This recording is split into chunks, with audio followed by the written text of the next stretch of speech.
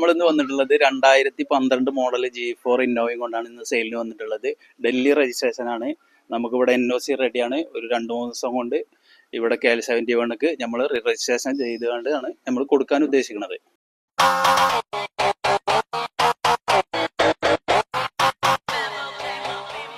വണ്ടി ഓടിയിട്ടുള്ളത് 1,95,000 കിലോമീറ്ററാണ് ഓടിയിട്ടുള്ളത്.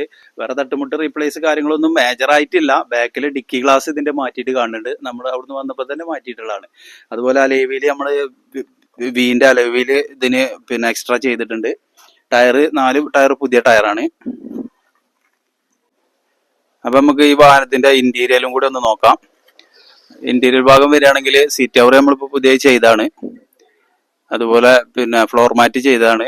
Touch screen നമ്മൾ ഇതിൽ ചെയ്തിട്ടുണ്ട് പുതിയതായിട്ട്. അത്യാവശ്യം കുഴപ്പമില്ലാത്ത വൃത്തിയുണ്ട് ഇന്റീരിയർ ഭാഗമൊക്കെ നോക്കുകയാണെങ്കിൽ.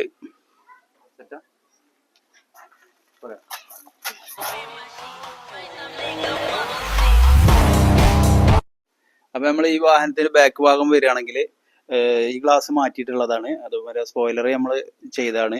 അത്യാവശ്യം കുഴപ്പമില്ലാത്ത ബാക്ക്, അങ്ങനെ റീപ്ലേസ് കാര്യങ്ങളൊന്നും വലിയ തട്ടുമുട്ടൊന്നും ഇല്ലാത്ത ഒരു അത്യാവശ്യം വൃത്തിയുള്ള ക്വാളിറ്റി തന്നെയാണ് നമ്മുടെ വണ്ടി.